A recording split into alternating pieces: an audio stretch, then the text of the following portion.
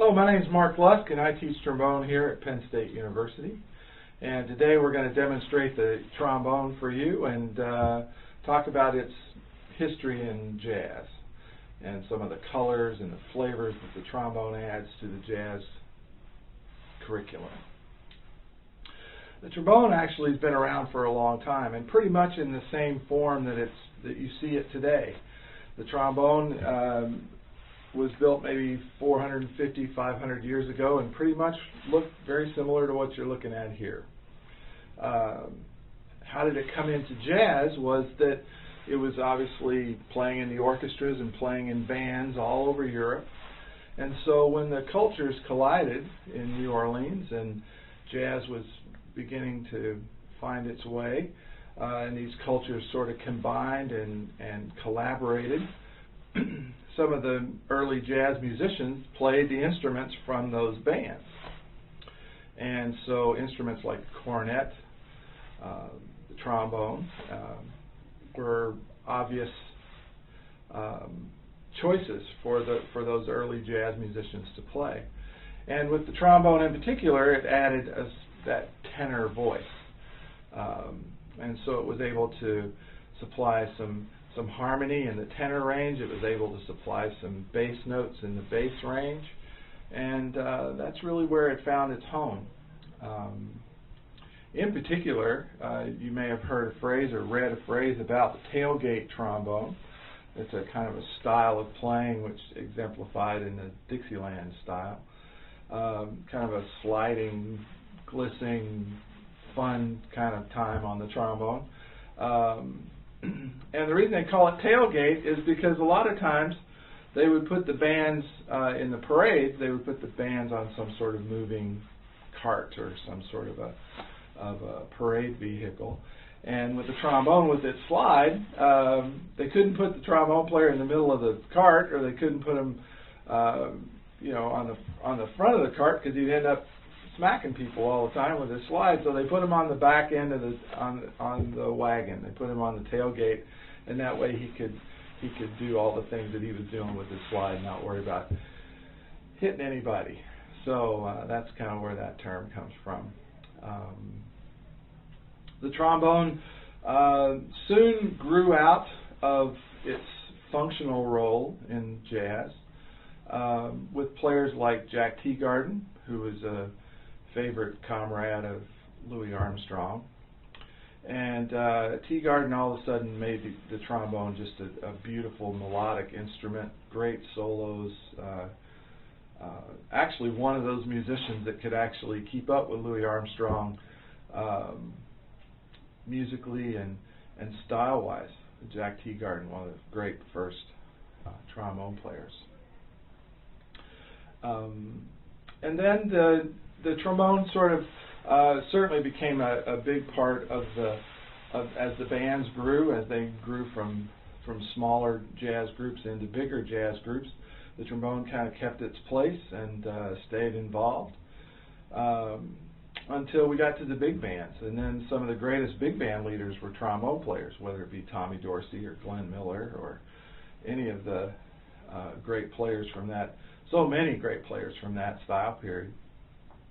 And that style sort of featured some real sweet trombone playing, especially that of Tommy Dorsey was very popular and very successful, and a great use of slide vibrato, which we'll demonstrate a little bit later. Just really smooth, beautiful playing.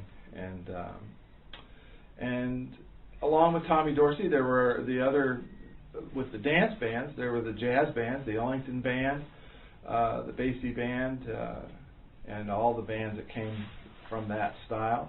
And those players also created a wonderful tradition of trombone playing. Kind of had started in the early Dixieland playing, but sort of kept going through some of those legendary bands like the Ellington Band, with players like Tricky Sam Natton and Al Gray, and different players who through the years kind of kept that functional side of the trombone in the forefront. One player in particular I'm fond of because I got to spend some time on the Woody Herman Band is a trombonist by the name of Bill Harris. Bill Harris is a legendary trombone player who helped combine those styles together with pieces like Bijou and others. He took that really characteristic trombone sound and combined it with the beauty of the Tommy Dorseys and those kind of players, and created a style of playing that was very unique and had a huge effect on trombone players that followed him. The bebop style brought in players who took the trombone to a new technical level. At the forefront of that, of course, is Mr. J.J. Johnson, who helped create a style of bebop trombone playing that was the standard, that was emulated by generations to follow. There were some other great trombone technicians, some guys like Carl Fontana, Frank Rossellino. These players, again, took the trombone to a technical and musical place that had not really been before. And as time went on, the trombone became, just as jazz moved into other styles where we have jazz rock and those kinds of things, we have groups where the trombone continued in groups like especially Chicago, which features a lot of trombone by Jimmy Pankow and that horn section. And so as jazz rock developed, the trombone had a natural place there. And other styles too that have some jazz influence, whether it be ska or some of those kinds of outgrowths of jazz, the trombone's still involved with those as well. So, and right up to today, where we have some contemporary players, we have this whole new rebirth of Dixieland raucous kind of style with groups like the Youngblood Brass Band, and groups like there's a wonderful group out of New Orleans called Bonorama, which features a whole section of trombones playing everything from Dixieland to fusion. So that's kind of the story of this instrument, and we'll look forward to demonstrating some of the sounds that the trombone makes.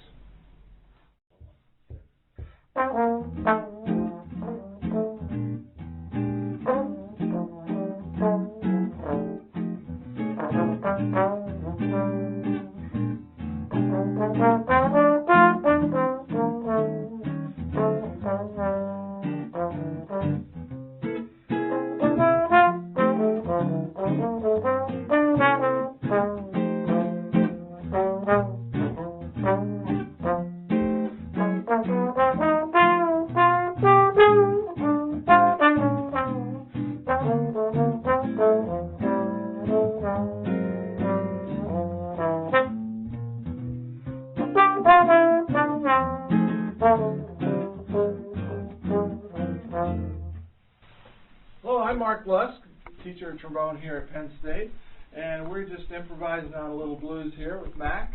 And this is the trombone. This is the instrument that we've talked about. It's been around in the jazz almost since its inception.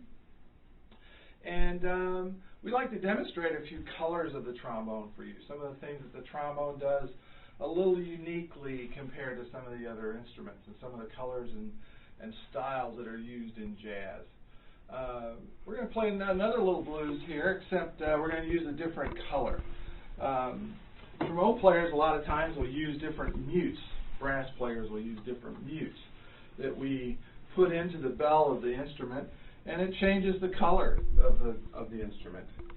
If you remember the color that we had, we're going to do that same blues here with a cup mute.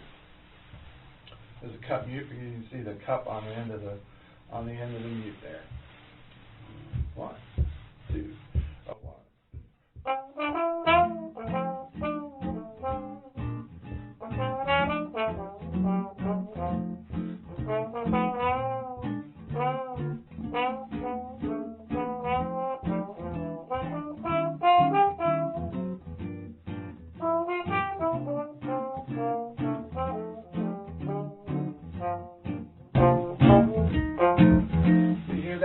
sound. It's a little bit softer. And some people notice too that the articulation becomes a little bit more colorful as well when you articulate on the instrument. All of a sudden it sounds a little more vocal. Since we're playing the blues, another mute that's often used with the trombone is a little household utensil. This one happens to be kind of a fancy trombone version, but you'll see trombone players use the household version of the plunger. And again, we use the plunger to help us kind of talk on the instrument a little bit. It allows us to do, a lot of times in our music, we might see little pluses and zeros above our notes that tell us to play closed or open, or maybe something in between or something along that line. And again, we'll get a little bluesier here and see if we can't use a little bit of this plunger. So, 1, 2, 1.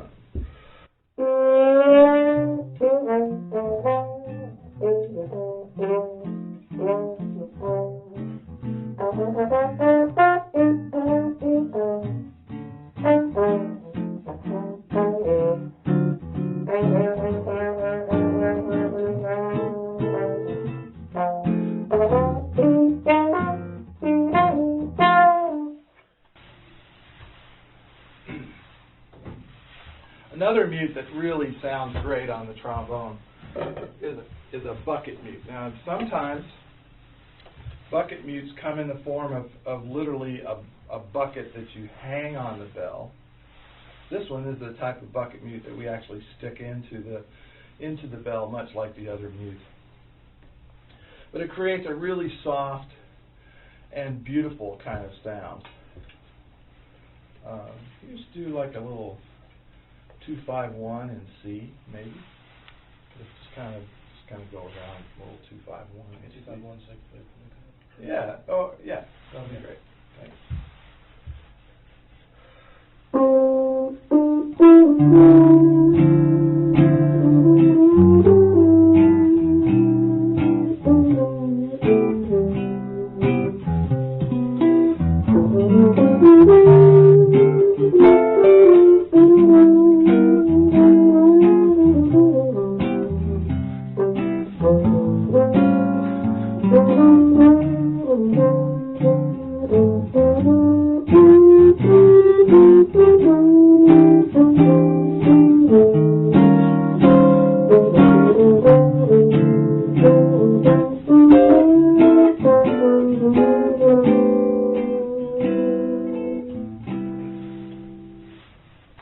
That sound. And there's some great trombone players who have done whole albums with that sound, that really beautiful bucket mute sound.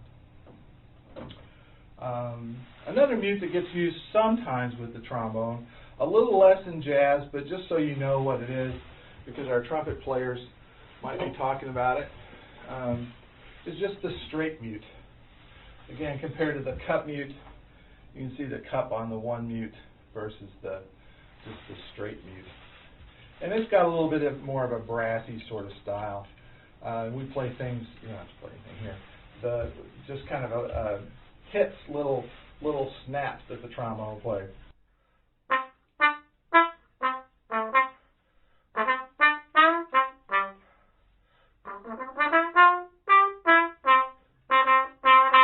So you hear that kind of a sound that gives a little bit more of a bite kind of color to the sound. So those are just some of the mutes that we use with the trombone in jazz that give it a different color. And when you have a whole section play, or you see some of those great big band recordings where you'll see and hear the whole brass section playing in those mutes, it's quite a color and very effective. One more mute to show you here.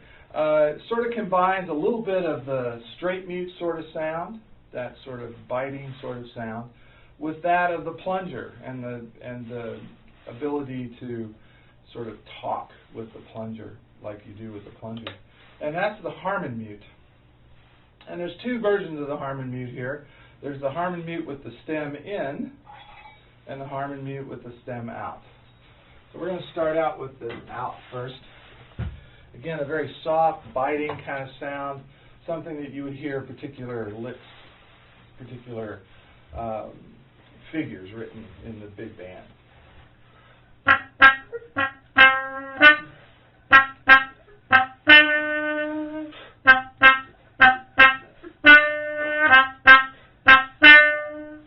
Something like that.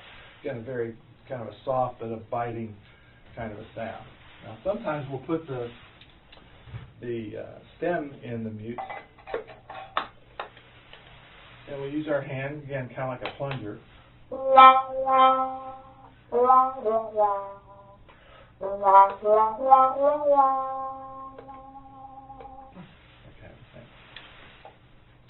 so that's the harmony mute.